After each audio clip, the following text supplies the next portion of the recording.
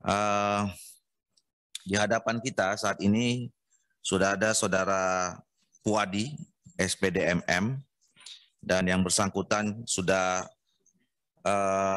membuat surat pernyataan yang sudah disampaikan oleh pimpinan dan melalui sekretariat Komisi 2. Saya mau cek saja tempat dan tanggal lahir di Bekasi 4 Januari 1974, betul ya? Betul, pimpinan. Jabatan saat ini anggota Bawaslu Provinsi DKI Jakarta, kemudian bertempat tinggal di Kompleks BPK 4 nomor B6, Kecamatan Kebonjeruk, Kota Jakarta Barat. Saya tidak perlu menjelaskan lagi ya soal tata tertib dan mekanisme. Jadi saya mau ingatkan saja, setelah ini nanti kita kasih kesempatan 10-15 menit untuk mempresentasikan visi dan misi, kemudian nanti dilanjutkan ada 9 penanya dari masing-masing fraksi. Setelah itu dijawab sekitar 10-15 menit lagi sambil penutup. Totalnya semuanya kurang lebih 45-1 jam. Ya. Jadi tolong diperhatikan waktunya. Kami persilakan. Baik, bismillahirrahmanirrahim. Assalamualaikum warahmatullahi wabarakatuh. Selamat sore, salam sejahtera bagi kita semua. Om Swastiastu, Namo Buddhaya, salam kebajikan. Yang saya hormati Ketua Komisi 2 DPR RI, yang saya hormati para Wakil Ketua Komisi 2 DPR RI, yang saya hormati para seluruh anggota Komisi 2 dalam acara Fit and Proper Test pada kesempatan kali ini, saya menyampaikan salam hormat untuk semuanya. Ibu dan Bapak semua yang saya hormati, penyelenggaraan pemilu dan pilkada serentak tahun 2024, sebagaimana telah ditetapkan oleh KPU untuk pemungutan suara pemilu dilaksanakan 14 Februari 2024, dan pemungutan suara pemilihan kepala daerah dilaksanakan tanggal 27 November 2024. Meskipun banyak pihak yang menyampaikan penyelenggaraan pemilu dan pilkada serentak 2024, sebagaimana berkaca dari pembelajaran pemilu 2019 dan pilkada 2020 lalu, akan mengalami dinamika dan tentunya muncul kompleksitas, kerumitan, serta adanya pelanggaran pemilu yang berulang. Dan kami catat beberapa permasalahan dalam pemilu 19 dan pilkada 2020 diantaranya. Yang pertama adalah berkaitan tentang pemutakhiran data pemilih yang berlarut-larut. Kemudian yang kedua, pemilihan umum dengan 5 kotak suara. Ini juga menjadi satu beban penyelenggara pemilu ad hoc. Kemudian juga yang ketiga adalah berkaitan tentang distribusi logistik mengalami keterlambatan, dan juga rekapitulasi hasil perolehan suara yang berlarut-larut. Kemudian juga ada pelaksanaan pilkada di masa pandemi, dan berkaitan juga di catatan kami adalah berkaitan tentang politik, isu sara, kampanye hitam, hoax, dan politik uang. Catatan jumlah pelanggaran dalam pemilu dan pilkada ini menjadi satu konsen ke depan apabila saya diberi kepercayaan untuk menjadi anggota Bawaslu RI. Kemudian juga sejatinya sebagai penyelenggara pemilu kita harus siap dan optimis dapat mensukseskan hajatan besar. Ibu Bapak yang saya hormati, konstruksi kelembagaan Bawaslu yang terpercaya bukanlah perkara yang mudah. Paling tidak ada 2 hal untuk merealisasikannya. Yang pertama adalah sumber daya manusia yang handal dengan integritas dan kecakapan yang mumpuni. Kemudian juga serta perangkat aturan yang menyeluruh dengan penegakannya. 2 hal ini menjadi satu catatan bahwa catatan tersebut bisa diimplementasikan dan dijabarkan melalui visi dan misi saya yang akan saya sampaikan pada kesempatan kali ini. Tentunya visi saya menjadikan Bawaslu sebagai lembaga pengawas pemilu terpercaya yang berintegritas, profesional, dan responsif. Untuk misinya adalah yang pertama peningkatan kualitas SDM kesekretariatan. Terkait peningkatan kualitas SDM kesekretariatan, perintah undang-undang di ketentuan pasal 434 bahwa pemerintah wajib memfasilitasi penyelenggaraan. Tentunya penyelenggaraan dalam konteks pemerintah menyiapkan perangkat-perangkat SDM dan tempat kesekretariatan di mana penyelenggara pemilu dalam melaksanakan tugasnya.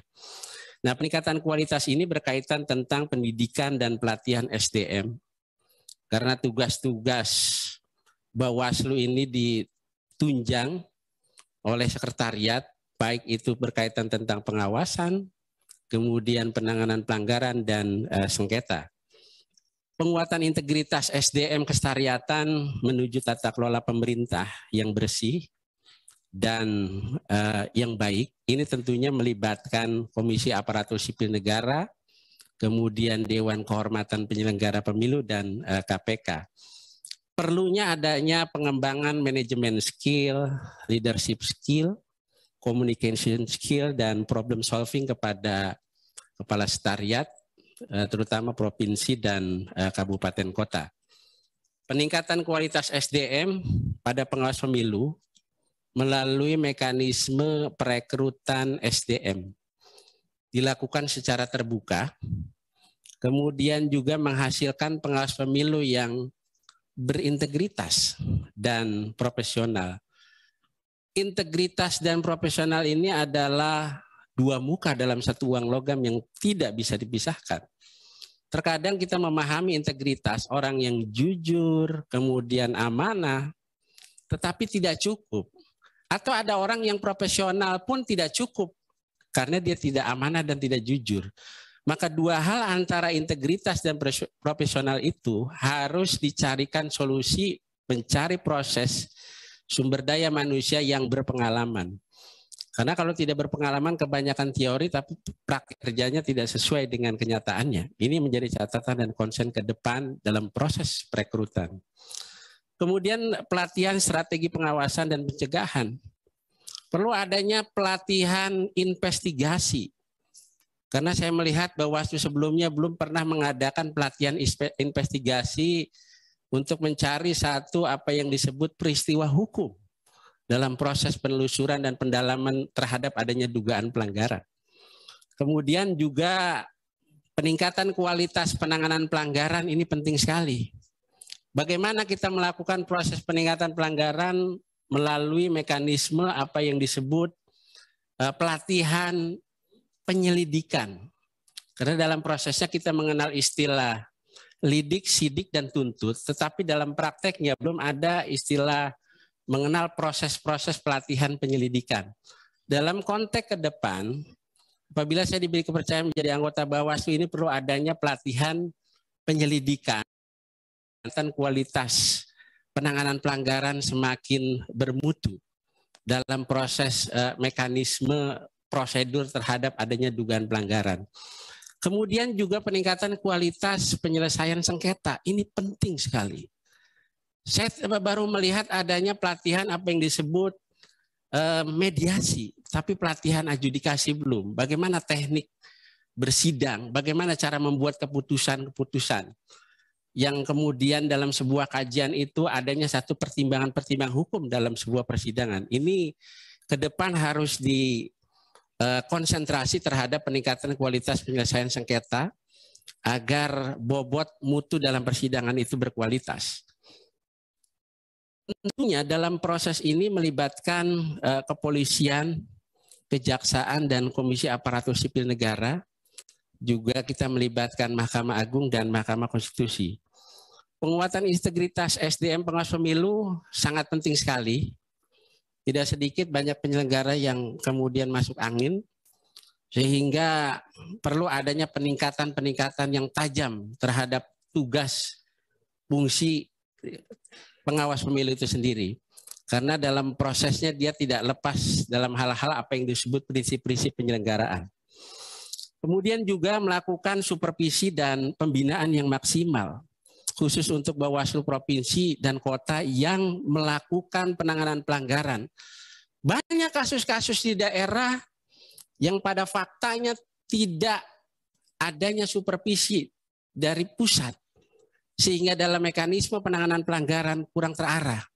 Banyak terjadinya persoalan-persoalan multitafsir dalam penanganan pelanggaran ini menjadi konsen saya ke depan, bagaimana supervisi ke tingkat bawah terhadap satu kasus adanya dugaan pelanggaran yang tentunya ini menjadi perhatian buat kita semua, terutama jenjang di bawahnya untuk Bawaslu provinsi dan Bawaslu kota. Kemudian juga peningkatan kualitas pencegahan dan pengawas pemilu. Kalau kita merujuk pada Undang-Undang 7 2017 di ketentuan pasal 448, kita bisa melihat pengawasan partisipatif berbasis kampus. Saya diundang di Bawaslu RI menjadi tim untuk di FGD bagaimana sosialisasi debat penegakan hukum pemilu. Ini harus tersosialisasi di kampus-kampus ini dalam konteks bahwa sosialisasi pengawasan partisipasi di kampus harus lebih terarah lagi, tentunya melibatkan pemantau pemilu dan stakeholder pemilu. Kemudian membangun sistem pengawasan partisipatif berbasis kearifan lokal, penting sekali ini. Dan komunitas di daerah dengan melibatkan tokoh masyarakat, kemudian juga tokoh agama. Tentunya dalam pencegahan kita juga bekerja sama dengan pihak Kominfo, kemudian KPI, Cyber Polri, Dewan Pers, Facebook, IG, Instagram, kemudian juga Google pencegahan pelanggaran kampanye di media elektronik dan media sosial. Sosialisasi peraturan perundang-undangan pemilu secara masif dan inovatif ini sangat penting sekali. Bagaimana undang-undang itu bisa tersosialisasi kepada peserta, kemudian kepada masyarakat dengan melibatkan pemantau pemilu, kampus kita libatkan juga dengan stakeholder. Kemudian juga sosialisasi peraturan perundang-undangan melalui media sosial dengan melibatkan pemantau pemilu dan jaringan sosial. Sosialisasi ini berkaitan tentang pencegahan, stop politik uang, dan stop politik identitas, stop ujaran kebencian dan hoax ya. Penguatan kualitas produk hukum yang harmonis dan terintegrasi. Dalam proses pembuatan produk hukum per Bawaslu, tentunya Bawaslu harus melibatkan DPR untuk berkonsultasi. Ini jelas perintahnya. Di ketentuan Undang-Undang 487 kita bisa melihat bagaimana proses-proses ini Bawaslu harus bisa berkonsultasi penyelenggara pemilu. Kemudian juga melibatkan KPU untuk menyamakan pemahaman PKPU dan Perbawaslu. Kita bisa tengok banyak kasus-kasus yang kemudian terjadi multitafsir antara versi KPU dan versi Bawaslu. Nah, ke depan adalah bagaimana proses pembuatan produk hukum Perbawaslu itu harus melibatkan KPU. Kita tengok bagaimana di ketentuan pasal 139 ayat 2 di Undang-Undang 10 tahun 2016. Bagaimana KPU wajib kemudian merekomendasikan apa yang dikeluarkan oleh Bawaslu. Kemudian mangkrak di ketentuan pasal 140. Ini akibat kurang adanya harmonis dalam proses pembuatan produk hukum. Salah satunya adalah Perbawaslu. Ke depan, bagaimana kita bisa sinergi antara KPU dan Bawaslu supaya ke depan tidak terjadi multitafsir. Kemudian juga kepolisian dan kejaksaan untuk menyamakan pemahaman tindak pidana pemilu. Saya sudah sampaikan tadi kita mengenal istilah lidik, sidik, dan penuntutan.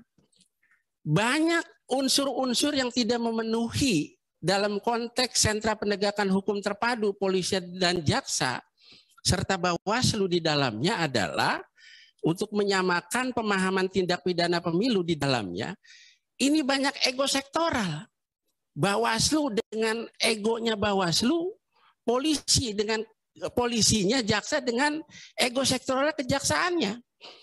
Dan kalau kita merujuk ke ketentuan pasal 486, tidak sedikit perintah undang-undang yang kemudian dilanggar. Yang sejatinya adalah sentra gakumdu itu penuh waktu yang diberi tugas, terutama polisi dan jaksa. Faktanya tidak seperti itu. Ini menjadi, jangan sampai kemudian terjadi miss untuk pemahaman terhadap ketentuan di pasal 486 tersebut. Nah, ego sektoral ini ke depan supaya tidak ada bagaimana membangun chemistry dan harmonisasi antara Bawaslu, Kejaksaan, dan polisi. Ini menjadi catatan saya ke depan. Apabila saya diberi kepercayaan, penegakan hukum harus tetap dijalankan. Kemudian juga MA dan MK, bagaimana menyamakan pemahaman, penanganan, pelanggaran, administrasi. Kita tengok, ada kasus penanganan pelanggaran TSM di Lampung. Pemahaman Lampung setelah mendiskualifikasi ternyata mengalami satu perbedaan pemahaman putusan yang dikeluarkan MA dan kemudian juga DKPP mengeluarkan putusan ketika pengaduan tersebut kepada Bawaslu Lampung. Nah, ini supaya tidak terjadi tumpang tindih antara satu dengan yang lainnya. Untuk itu kita akan melibatkan MA dan MK dalam hal menyamakan pemahaman penanganan administrasi, terutama berkaitan tentang putusan. Kemudian juga pemantau pemilu ini penting sebagai masukan masyarakat sipil agar ke depan supaya lebih kuat lagi, lebih kokoh lagi terkait penyusunan perbawaslu tersebut. Membangun dan mengembangkan sistem teknologi informasi yang berintegritas dan berkelanjutan, ini penting sekali. Di Bawaslu itu ada yang namanya divisi pengawasan. Kita mengenal istilah Siwaslu. Di sengketa kita mengenal istilah SIPS. Di penanganan pelanggaran istilah sigap lapor. Bagaimana caranya tiga ini supaya tidak terjadi ke depan ego sektoral terhadap divisi, kita satukan, terintegrasi, kemudian mudah diakses, ya semua divisi Bawaslu dan aksesibel bagi masyarakat terutamanya, supaya pengembangan sistem tersebut, ya dalam konteks perkembangan teknologi terkini ini Bawaslu dalam genggaman gitu. Ini proyek ke depan harus terintegrasi dan berkelanjutan terutama. Jangan sampai setiap 5 tahun di pemilu bikin lagi itu sistem informasi teknologi. Buang-buang anggaran. Jadi yang sudah ada tinggal dimanfaatkan dengan baik. Kemudian kita sudah ngomong SDM, kemudian sosialisasi, kemudian produk hukum, kemudian juga berkaitan tentang sistem teknologi. Semua itu adalah berkaitan berkaitan tentang bagaimana membangun dan mengembangkan penggunaan anggaran yang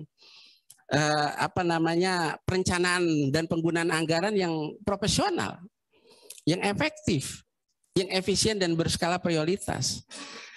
Nah, profesional di sini adalah proporsional, menjadikan keseimbangan antara kemampuan negara dan penyusunan anggaran yang dibutuhkan.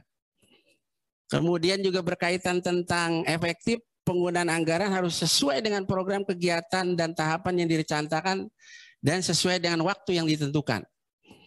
Efisien, penggunaan anggaran dengan maksimal, anggaran yang ada sesuai prosedur penggunaan anggaran dan tepat sasaran. Tetapi semua itu adalah sudah proporsional, efektif dan efisien, harus ada skala prioritas. Bagaimana prioritas anggaran tiap tahapan dalam konteks pengawasan nanti, yang diprioritaskan apa agar menjadikan perencanaan dalam penggunaan anggaran tersebut bisa berjalan secara efektif dan efisien. Kemudian juga pengawas pemilu yang terpercaya, kalau merujuk kepada visi tadi, saya katakan integritas ini penting dan proporsional. Tapi pengawas pemilu itu harus responsif. Ini repot kalau pengawas pemilu nggak responsif. Ada laporan, masyarakat tidak segera direspon.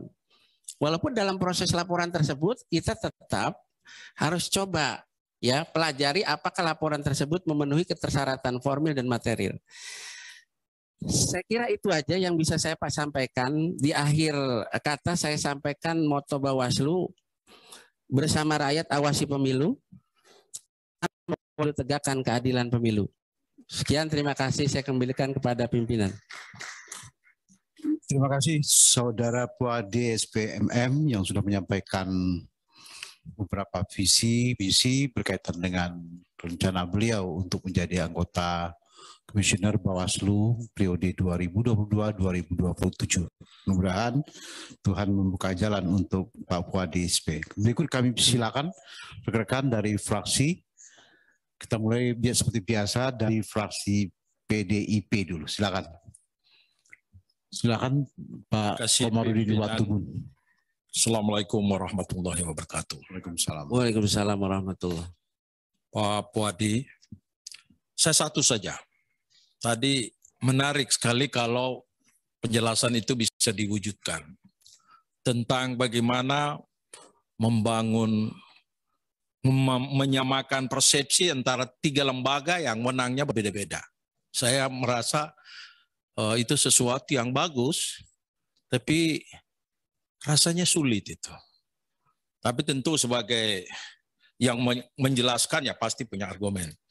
Karena pengalaman dulu kita bahas periode lalu undang-undang pemilu di sini, kita koordinasi dengan MK saja itu susah. MK tegaskan sikap MK ini kami lembaga sendiri dan bapak-bapak ya masing-masing menghargai posisinya. Tadi Bapak menjelaskan bagaimana menyamakan persepsi antara MK, MA, dan Bawaslu. Sementara di Kakumdu saja yang polisi dan kejaksaan sudah ada dalam satu ruangan untuk mengurus masalah sengketa pemilu itu saja susah untuk menyamakan persepsi. Nah, saya mohon penjelasannya bagaimana cara menyamakan tiga lembaga itu dalam ada itu masalah pemilu, sengketa pemilu. Makasih. Terima kasih Pak Komar dari fraksi PDI. Berikut kami silakan dari fraksi Golkar. Fraksi Golkar untuk membalas salam dari pimpinan rapat mengamanatkan Bu Sari. Siap. Terima kasih, saya terima salamnya. Silakan Ibu Sari.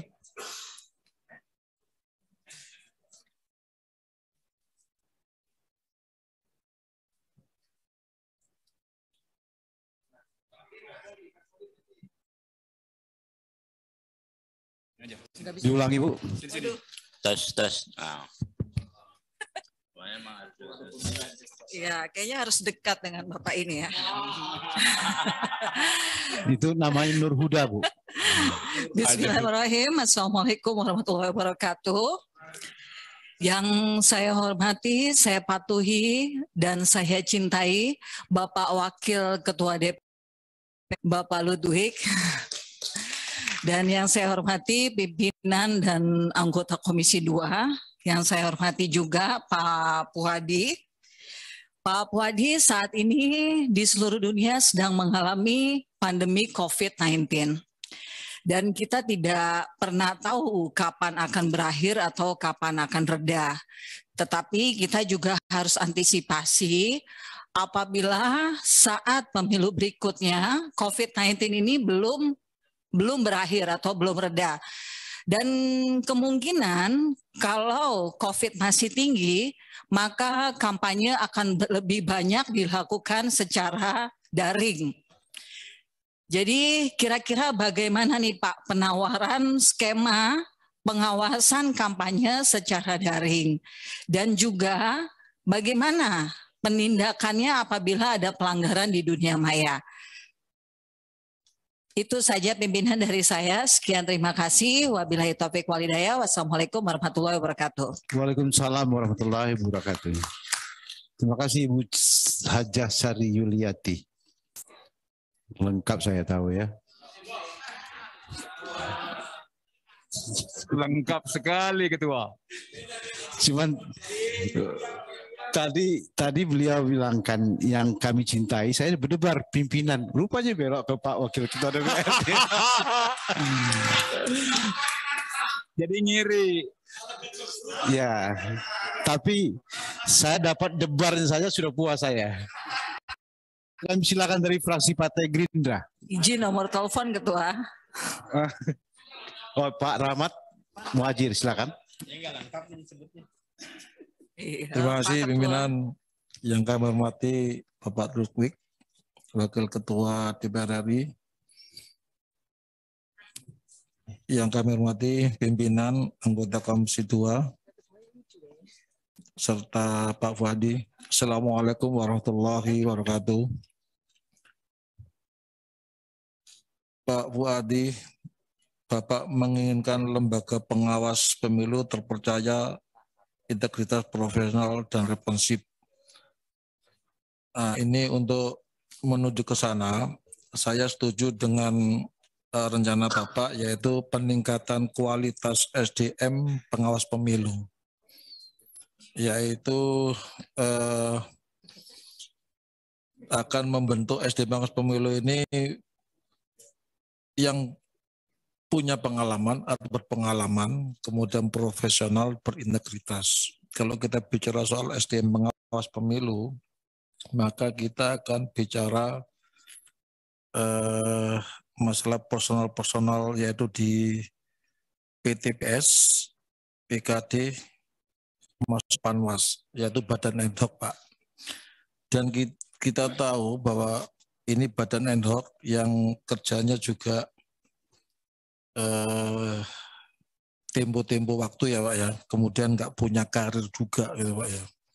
Jadi apa terobosan yang akan Bapak lakukan supaya mereka itu memang punya dedikasi yang lebih, loyalitas ya, sehingga bisa mengawasi pelaksanaan tahapan pemilu ini sesuai dengan regulasi dan aturannya.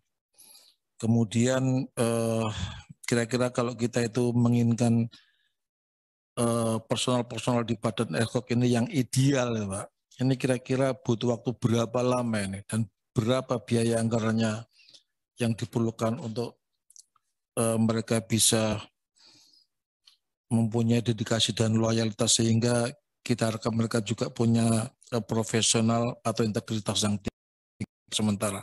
Terima kasih pimpinan. Assalamualaikum warahmatullahi wabarakatuh. Waalaikumsalam warahmatullahi wabarakatuh. Tidak berdebar, Pak. Sudah hilang debarnya. Berikut kami silakan dari fraksi Partai Nasdem. Silakan Pak Subandri. Terima kasih pimpinan. Yang saya hormati Bapak Wakil Ketua DPR yang selalu hadir di hadapan kita semuanya, bersama-sama kita. Yang saya hormati pimpinan dan anggota DPR RI Komisi 2 dan tentunya rekan kita Wadi sebagai calon anggota Bawaslu RI. Saya dari Nasdem, Dapil Jogja. Saya ingin mengomentari apa yang Anda sampaikan tadi berkaitan dengan penguatan kualitas produk hukum ya, yang harmonis dan terintegrasi. Dan di dalam Anda paparkan bahwa menginginkan produk hukum yang nanti Anda bentuk itu tidak gonta-ganti, bisa panjang, itu kan.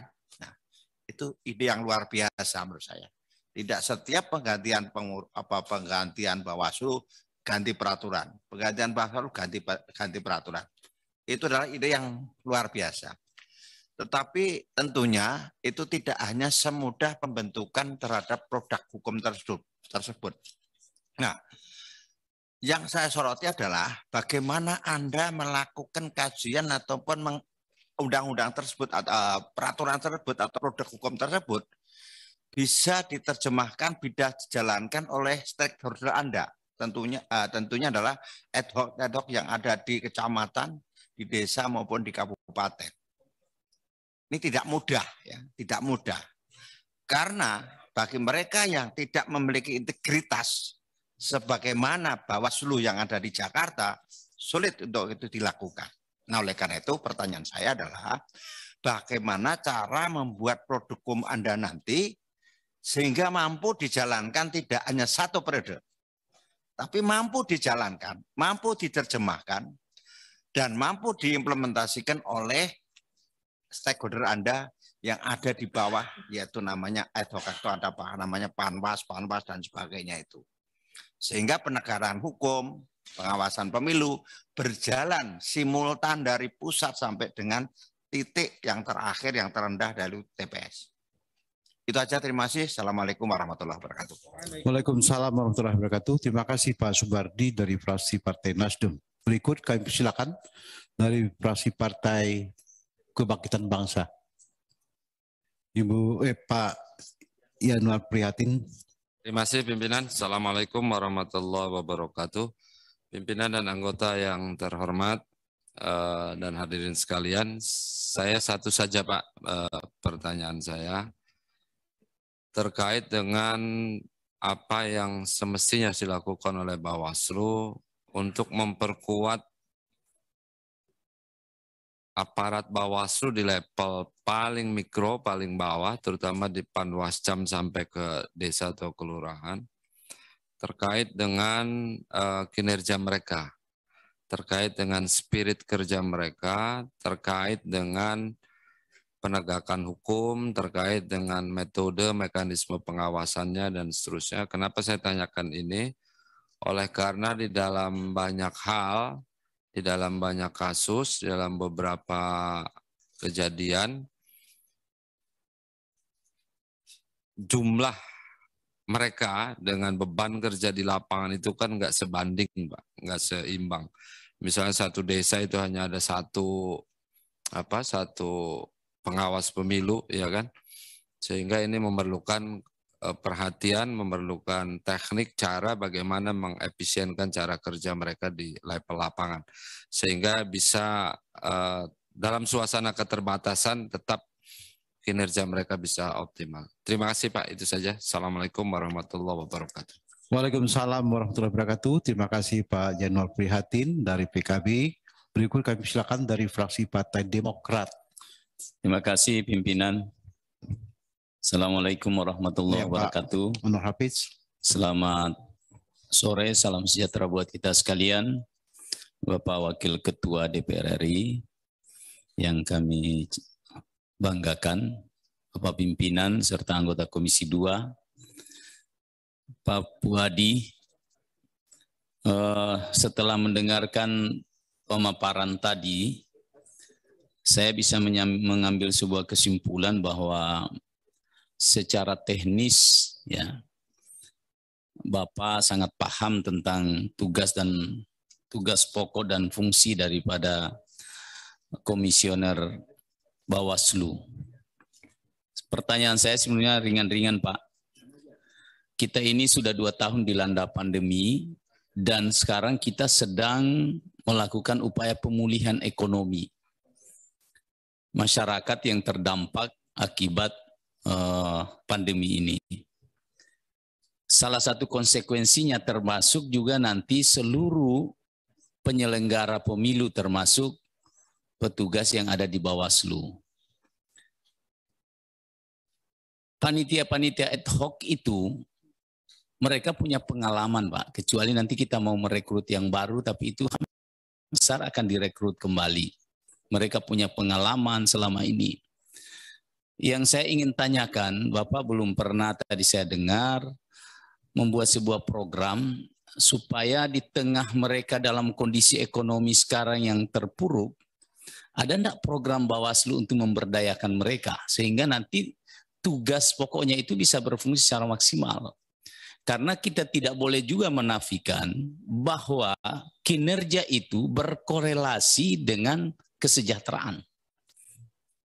Jadi kalau kita hanya menuntut kinerja mereka baik, tapi kita tidak pikirkan kesejahteraan, terutama badan ad hoc kita yang ada di lapangan, itu juga pasti sia-sia.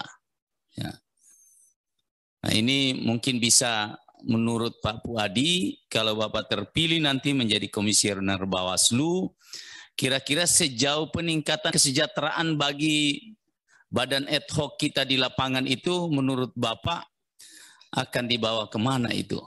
Bagaimana membuat mereka bisa bekerja secara maksimal? Tentu salah satu harus ditunjang oleh tingkat kesejahteraan mereka, sekalipun itu hanya sementara waktu. Ini perlu rangsangan yang sangat kuat, Pak. Ya, sehingga mereka bisa bekerja secara maksimal. Saya kira itu saja pertanyaan saya, Pak Bu Hadi. Selamat. Assalamualaikum warahmatullahi wabarakatuh. Waalaikumsalam warahmatullahi wabarakatuh. Terima kasih Bapak Anwar Fuad. Anwar Hafiz. Global lagi, Pak. Karena terpengaruh nama Pak Fuadi ini. Anwar Hafiz. Malu udah sore, Pak. Berikut kami persilakan dari fraksi Partai PKS. Kasih pimpinan. Komandannya Pak Dr. Alisera. Komandannya Teddy, Pak Ketua. Bismillahirrahmanirrahim. Assalamualaikum warahmatullahi wabarakatuh. Alhamdulillah, Allahumma sholli ala Sayyidina Muhammad. Amma ba'd. Selamat sore dan salam sejahtera untuk kita semua. Pertama, saya sampaikan kebanggaan dulu buat Adinda Fuadi. Ya, sama-sama Betawi ya. Jarang-jarang ada Betawi tampil seperti ini gitu loh.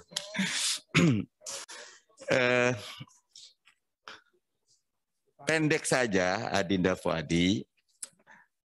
Hulunya adalah adanya pengawasan partisipatif dari masyarakat. Tengahnya adalah efisiensi proses pengaduan sehingga membawa hasil. Di akhirnya adalah adanya kepastian hukum, ya. Karena kita tahu kemarin teman-teman Bawaslu beda persepsi dengan teman-teman Mahkamah Agung, kadang beda juga dengan PT UN, gitu. Sehingga pintu kepastian hukumnya panjang.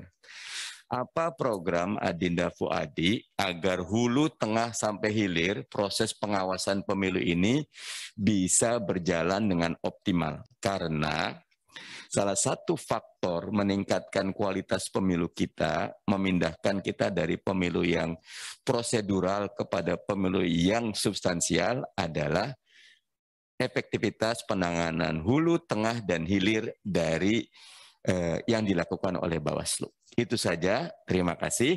Wallahul muwaffiq ila aqwamit thoriq wal afu minkum. Assalamualaikum warahmatullahi wabarakatuh. Waalaikumsalam warahmatullahi wabarakatuh. Salamnya salam seperti salam PKB nampaknya.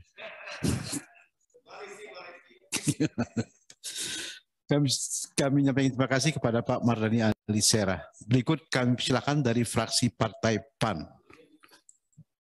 Bu ya. Dari sini pimpinan.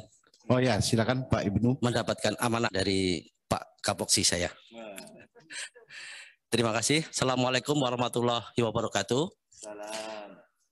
Bapak Kiai Haji Samsurial yang masih memimpin kita semuanya di sini beserta seluruh pimpinan Komisi 2 beserta tentunya kawan-kawan semua Komisi 2 yang saya hormati, dan tentunya kepada Bapak Wakil Ketua DPR yang masih membersamai kita, yang kita banggakan dan kita muliakan.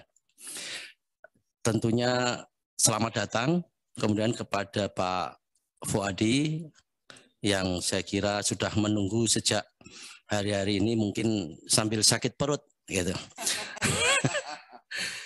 Pak Fuadi, ada dua pertanyaan saya yang mungkin ya untuk memperkaya kita semuanya, bagaimana caranya agar nanti Pak Fuadi jika terpilih atau diberi kepercayaan oleh kita semuanya dan juga tentunya diberi amanah oleh Allah Subhanahu wa taala untuk menjabat sebagai komisioner ke Bawaslu ke depan, itu kiranya bisa betul-betul menjaga demokrasi kita yang sudah kita perjuangkan sejak lama.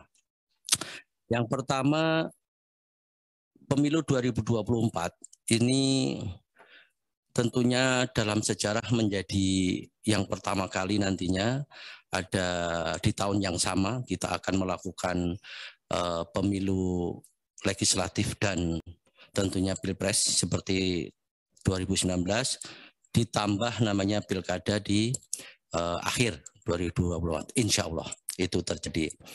Nah, dalam kesempatan kali ini saya ingin menanyakan bagaimana nanti kira-kira strategi dan tentunya yang lebih yang lebih detail gitu kira-kira, karena kita seringkali kita melupakan hal-hal yang lebih rinci ya. Menangani persoalan-persoalan pelanggaran di daerah itu atau di satu lokus gitu, tetapi melibatkan mungkin istilahnya itu beberapa pilihan di situ. Misalkan ada pilihan DPR RI, tapi juga kita DPRD Provinsi, ada DPRD Kabupaten Kota. Ini kan sekali waktu tapi ada 3 pemilihan plus mungkin tentunya pilihan presiden dan DPD.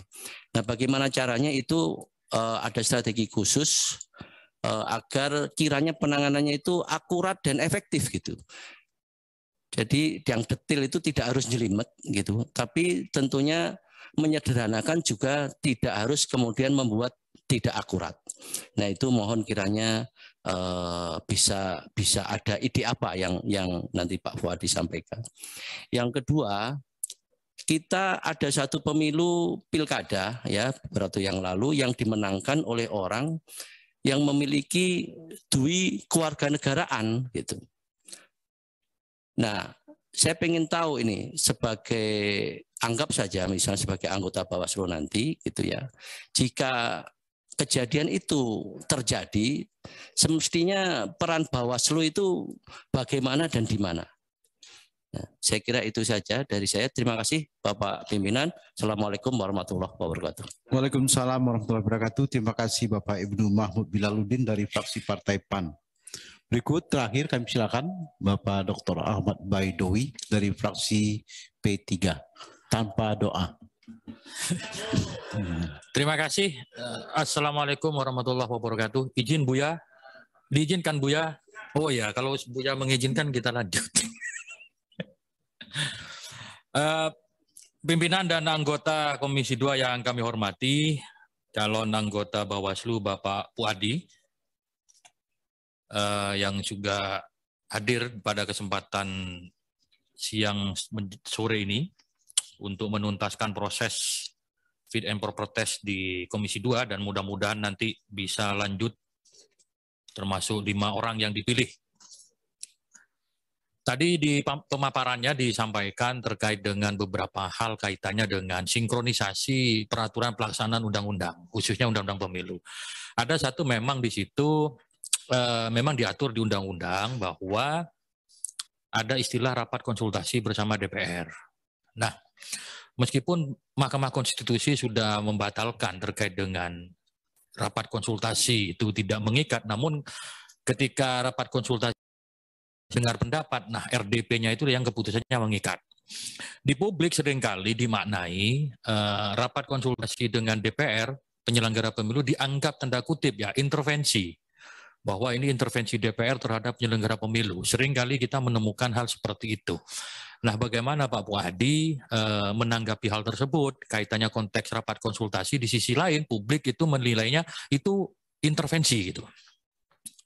Itu yang pertama. Yang kedua, ini mungkin akan selalu muncul, tetapi alhamdulillah putusan Mahkamah Agung waktu itu kan ada caleg mantan narapidana korupsi. Nah, sempat dilarang oleh KPU dan luar biasa saya apresiasi, khusus DKI Jakarta, saya tidak perlu menyebut orangnya, keberanian dari Bawaslu DKI Jakarta, tanda kutip ya, melawan arus publik. Ya, waktu itu tepuk tangan lah setiap ada mantan caleg mantan napi koruptor dilarang, wah itu tepuk tangannya luar biasa dari publik. Meskipun itu melanggar aturan gitu.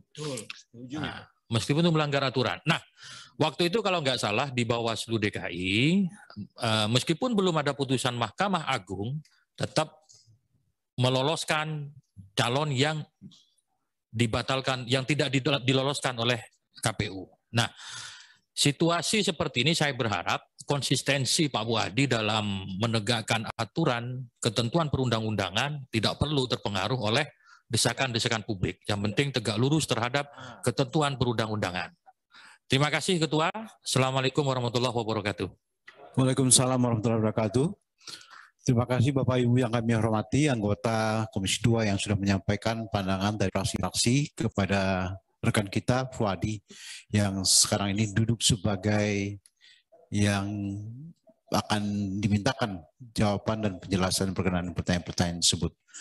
Waktu kami berikan 15 menit, hanya saja kami mengingatkan bahwasanya sudah 2 anggota yang enggak kebagian memberikan jawaban untuk pertanyaan dari fraksi PKS, PAN, dan P3. Nanti kita khawatir tak dapat memberikan penilaian. Karena kita akan memberikan penilaian 100 misalnya seperti itu kan. Jadi tolong di set waktunya pas 15 menit selesai semua yang ditanyakan dijawab. Silakan Pak Fuadi. Ya, baik, terima kasih pimpinan. Apa yang ditanyakan oleh para pimpinan DPR Komisi 2, saya ucapkan terima kasih pertanyaan yang luar biasa. Karena untuk membangun pemilu pilkada serentak 2024 ke depan memang perlu masukan-masukan agar ke depan lebih baik lagi.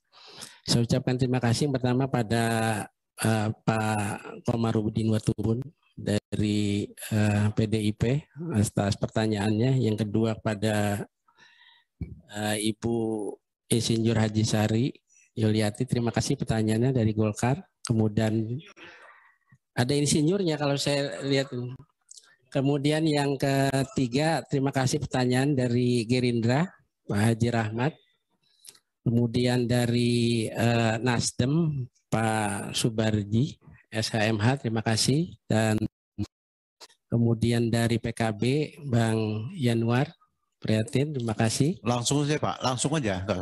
Dan PKS, Pak Mardani, serta PAN, Pak Ibnu, dan P3, Pak Ahmad Bedowi. Yang pertama adalah saya perlu sampaikan bahwa kita punya tugas dan kewenangan. Di ketentuan pasal 93, 94, 95 bagaimana tugas Bawaslu mengawasi tahapan penyelenggaraan pemilu, menyusun tata laksana.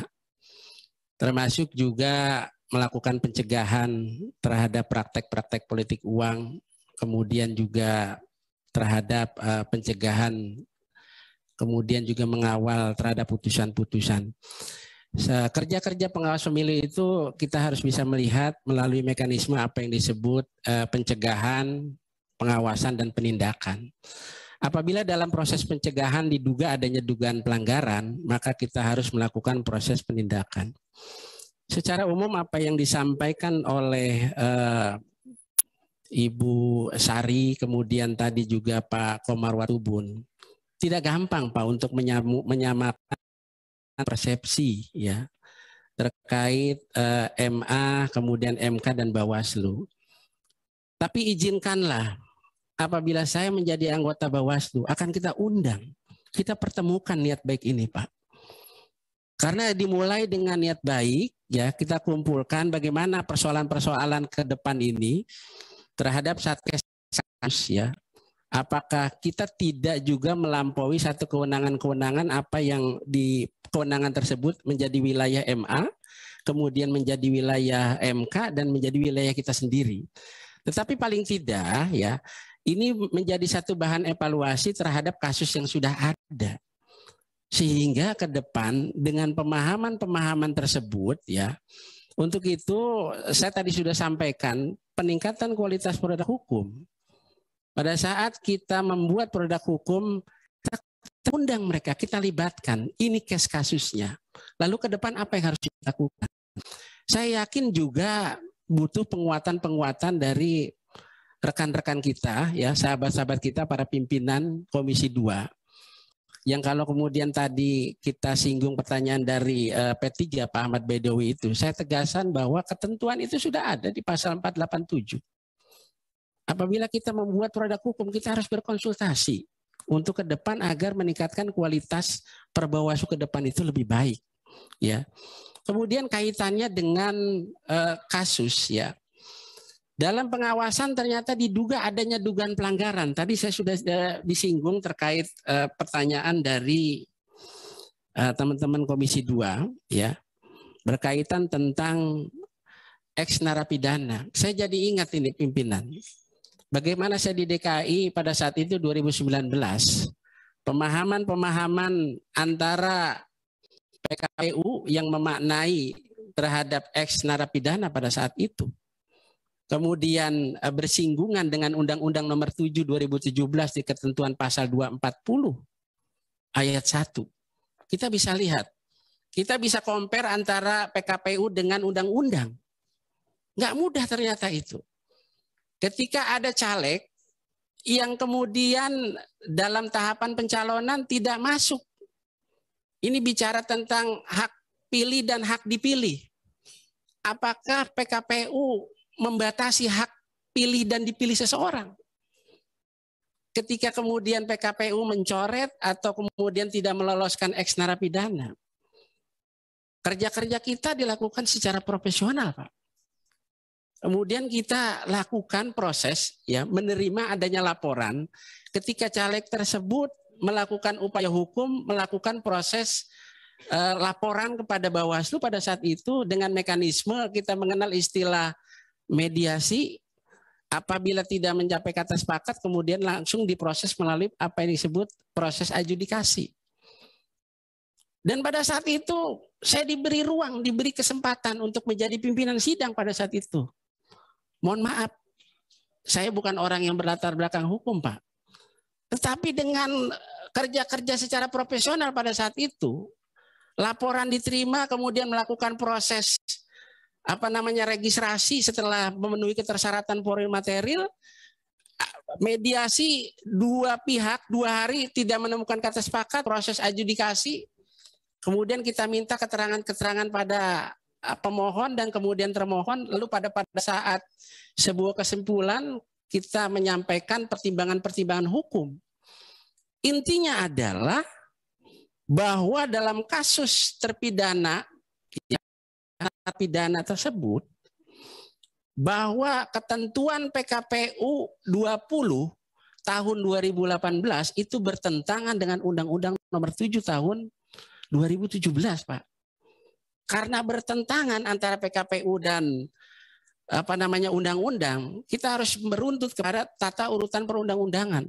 Bahwa undang-undang yang lebih tinggi itu mengesampingkan kepada peraturan yang ada di bawahnya. Jadi kalau kata bahasa hukumnya itu kita mengenal istilah leg inferior, mengesampingkan terhadap undangan di bawahnya. Nah, ini yang menjadi catatan pada saat itu.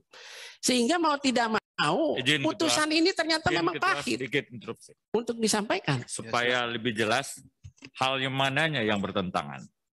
Artinya supaya nggak nanggung-nanggung. Tadi saudara menyebutkan bahwa PKPU tadi bertentangan dengan Undang yang nomor 7 tahun 2017. Hal yang mana yang bertentangan? Terima kasih.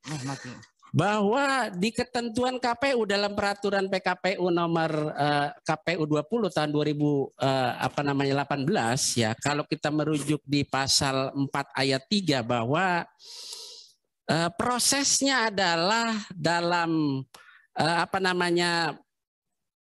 dalam proses di PKPU 20 tersebut di ayat 4 bahwa inkrah berkekuatan hukum tetap terpidana tersebut. Di situ memang kalau di penegasannya di undang-undang itu kecuali mereka jujur dan kemudian terbuka gitu loh. Nah, ketika PKPU itu membuat norma baru ya dengan aturan-aturannya ya, bahwa perintah di Undang-Undang 7 itu sudah ada aturan tersebut. Bahwa eks narapidana itu boleh kecuali mereka jujur kemudian juga menyampaikan kepada publik apa yang dilakukan gitu. Sehingga antara PKPU dengan Undang-Undang Nomor 7 itu bertentangan. Nah, kita bandingkan di tata urutan perundang-undangannya. Jadi berkaitan tentang hak pilih dan dipilih itu, kapasitas PKPU itu tidak dalam kapasitas untuk membatasi hak seseorang. Karena undang gitu. Jadi kita compare pada saat itu. Dan kebetulan kita lihat di pertimbangan-pertimbangan hukum atas dasar bahwa masukan-masukan daripada ahli ya, kemudian kita simpulkan bahwa ya kita membolehkan bahwa caleg tersebut untuk ikut dalam tahapan selanjutnya. Nah, ini yang menjadi catatan kita. Nah, kemudian juga ya tadi menyinggung terhadap duit kewarganegaraan. Saya contohkan di Indonesia kasus Orin ya di NTT. Walaupun memang saya di DKI, tapi paling tidak saya mempelajari kasus tersebut. 5 September, Bawaslu itu sudah bersurat kepada KPU terkait kewarganegaraan caleg calon bupati tersebut. Bagaimana status kewarganegaraan calon bupati? Begitu Bawaslu bersurat kepada KPU, KPU tidak menindaklanjuti jawaban surat yang disampaikan oleh Bawaslu. Kemudian Bawaslu menyurati kepada imigrasi ya TPI 1 Kupang. Pada 5 September dijawablah oleh imigrasi TPI 1 Kupang 10 September. Apa jawaban imigrasi tersebut? Oh iya sudah disampaikan. Ini status kewarganegaraan atas nama orang tersebut, yaitu warga negara Indonesia. Tetapi 15 September ada undangan lagi disampaikan kepada Bawaslu apa yang kemudian sudah yang status kewarganegaraan tersebut ya dicabut kembali. Yang mau jadi catatan buat saya seperti ini adalah apabila terjadi kasus seperti ini, sebagai seorang pengawas pemilu harus mencarikan informasi awal. Apa informasi awal? Ada rasa curiga. Informasi awal ini adalah menelusuri, mendalami ada apa ini yang kemudian status kewarganegaraannya sudah disampaikan warga negara Indonesia menjadi dicabut kemudian menjadi bias gitu loh. Itu satu. Yang kedua, Bawaslu Sabuaraja pada saat itu menyampaikan surat juga ya kepada Kementerian Hukum juga ke Kedutaan Besar juga tidak disesekkan. Artinya tidak diendingkan kepada dan Bawaslu RI yang kemudian ini menjadi pemahaman yang terlalu jauh untuk penanganannya. Seharusnya ada upaya-upaya apa yang tinggal 5 disebut menit lagi Pak Puadi, izin kami ingatkan. Nah ini yang menjadi masalah. Nah ini jadi catatan kita adalah bahwa kasus seperti inilah yang tadi saya sampaikan di misi saya ke depan adalah bagaimana peningkatan penanganan kualitas sumber daya manusia ini yang handal supaya tidak terjadi lagi penanganan yang kemudian kasusnya berjalan terlalu jauh. Terkait pertanyaan Bu Sari tadi adalah bagaimana protap berkaitan tentang COVID ke depan. Sederhana, sepanjang payung hukumnya itu berjalan, ya sudah ada, kita harus laksanakan. Kan pintunya tinggal 2 nih Bu, apakah pintu itu temuan ataukah pintu itu laporan.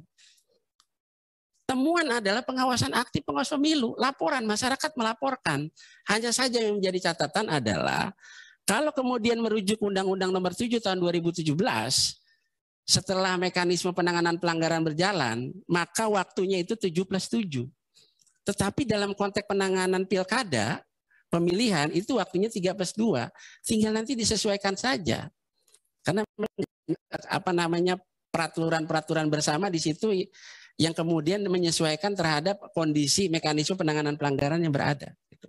Nah itu yang menjadi catatan. Kemudian juga ke depan adalah bagaimana tersosialisasi ini pengawasan. Pengawasan ini melakukan proses pengawasan melekat terhadap tahapan-tahapan yang ada. Sehingga apa yang disampaikan oleh teman-teman kita tadi, Pak Mardani juga, mulai dari hulu, kemudian dari tengah, dari akhir dan sebagainya, itu tersosialisasi dengan mekanisme pengawasan melekat. Kita turun ke lapangan. Nah selama ini adalah sampai level pengawas TPS, kalau merujuk ke Undang-Undang 7 2017 di ketentuan pasal 114 ya, tugas-tugas pengawas TPS itu luar biasa sebetulnya. Karena mereka berada di garda terdepan. Menyinggung tadi pertanyaannya Pak Anwar, bagaimana ke depan? Justru itu, nanti ke depan kita harus banyak berkonsultasi dengan Komisi 2. Karena kita hanya sebagai regulator untuk menjalankan undang-undang, bukan pada posisi yang kemudian kita menentukan di situ. Nah, regulator yang dijalankan terhadap undang-undang itulah pada saat roda hukum kita buat itu, kita meminta masukan kepada DPR. Ayo kita bareng-bareng bersama untuk menegakkan keadilan pemilu, untuk menjunjung martabat terhadap penyelenggaraan pemilu pilkada serentak berjalan dengan lancar. Saya kira itu aja pimpinan. Terima kasih. Assalamualaikum warahmatullahi wabarakatuh. Waalaikumsalam warahmatullahi wabarakatuh. Terima kasih Saudara Puadi yang sudah menyampaikan respon dari pertanyaan-pertanyaan dari saran-saran anggota Komisi 2 berkenaan dengan rencana Pak Saudara Puadi untuk menjadi anggota komisioner Bawaslu tahun 2022-2027 mendatang. Kami mendoakan semoga Bapak dapat ikut bersama kami dari sisa waktu yang ke depan ini untuk kita bersama membangun Indonesia yang akan lebih maju demokratisasinya. Terima kasih Pak Puadi, kami silakan meninggalkan tempat. Baik, terima kasih Bapak Ibu Komisi 2. Mudah-mudahan pada kesempatan kali ini bisa bermanfaat buat kita semua untuk pemilu mendatang dalam konteks penyelenggaraan pemilu. Sekali lagi saya mohon maaf, billahi taufiq wal hidayah. Assalamualaikum warahmatullahi wabarakatuh. Waalaikumsalam warahmatullahi wabarakatuh. Tepuk tangan untuk Bapak Puadi.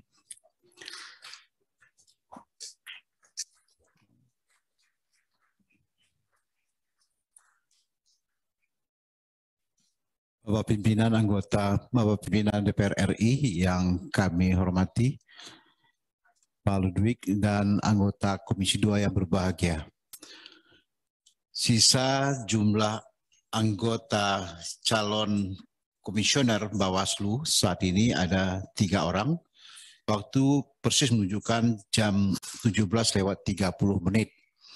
Informasi terakhir yang kami dapatkan adalah bahwasanya salah satu dari anggota kita yang kemarin berkirim surat, tidak perlu kami sebutkan namanya, tapi sampai dengan tadi malam, sampai dengan kemarin masih bersama kita.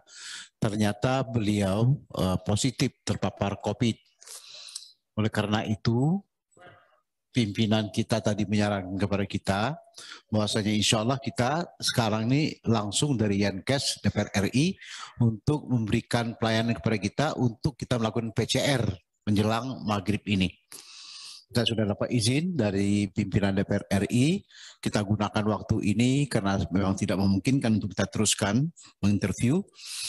Kita gunakan waktu ini untuk PCR di sini dan petugas Yankesnya insya Allah mudah-mudahan sudah PCR. Entah apa panjangnya. Bahasa kami di swab. Jadi kita akan tusuk hidung pada sore hari ini. Insya Allah kita akan dapat segera hasilnya. Mudah-mudahan kita dapat melanjutkan tugas ini setelah sholat maghrib dan setelah kita makan malam bersama. PCR Pak. PCR. Ya, nggak apa-apa. Pokoknya PCR dulu, kita penuhi dulu standar itu. Karena semalam ini tetap kita akan meneruskan. Kita akan tetap meneruskan wawancara kita, fit proper test kita untuk 3 anggota lagi. Sampai pukul 10. Kita akan mulai tepat waktu jam 7 setelah makan malam dan setelah kita melaksanakan sholat maghrib. Barangkali ini patut menjadi perhatian bersama. Kami terima kasih atas perhatian Ketua DPR RI, Pak Ludwig, yang pada saat ini masih bersama kita. Beliau memberikan izin kepada kita untuk kita break untuk dilaksanakan PCR untuk setiap anggota yang hadir saat ini. Terima kasih. Assalamualaikum warahmatullahi wabarakatuh. Sementara ini pertemuan kita skor sampai dengan berikutnya.